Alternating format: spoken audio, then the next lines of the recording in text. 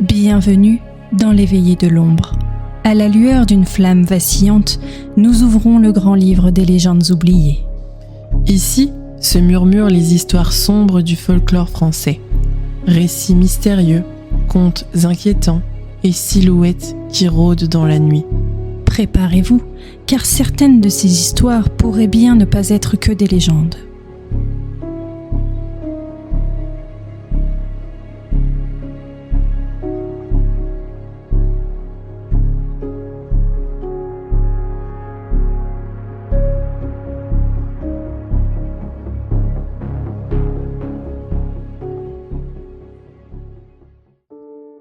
En Vendée, un château en ruine attire encore les curieux. On dit qu'il fut le théâtre de rituels, de crimes atroces et peut-être de pactes avec les forces obscures. Bienvenue dans le château de Tiffauges, la forteresse de Gilles de Rais.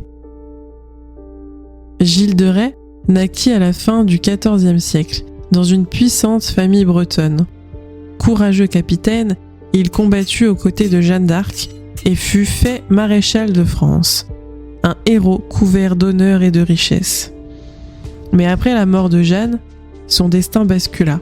Retiré dans son château de Tiffauges, il mena une vie de faste et de débauche. Les rumeurs commencèrent à courir. Disparition d'enfants, rituels alchimiques, messes noires. Dans les villages voisins, des enfants disparaissaient, des garçons et des filles de paysans qu'on disait envoyés au château. Certains affirmaient qu'ils n'en revenaient jamais. Les témoins parlaient de salles obscures, d'expériences étranges, de prières au diable. Était-ce vrai ? Était-ce une rumeur née de la peur ? En 1440, l'évêque de Nantes et le duc de Bretagne instruisirent un procès contre Gilles de Rais. Les témoignages s'accumulèrent. On l'accusa d'avoir enlevé, torturé et tué des dizaines, peut-être des centaines d'enfants. Sous la pression, Gilles avoua, mais ses aveux, obtenus dans la peur et peut-être sous la torture, demeurent suspects. Était-il réellement coupable ou victime d'un complot visant à s'emparer de ses immenses richesses ?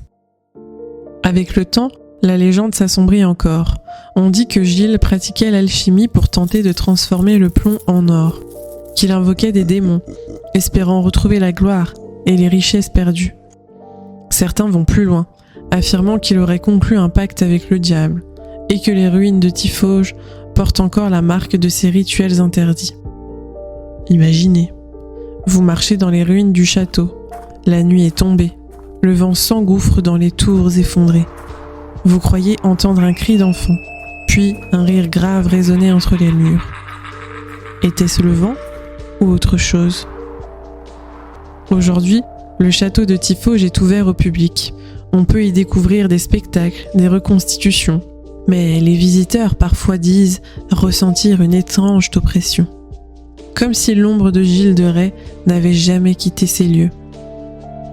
Héros de guerre ou monstre sanguinaire, alchimiste maudit ou victime de la politique de son temps, Gilles de Rais reste l'une des figures les plus énigmatiques de l'histoire de France. Et son château, Tiffauges, demeure à jamais, le château des ombres.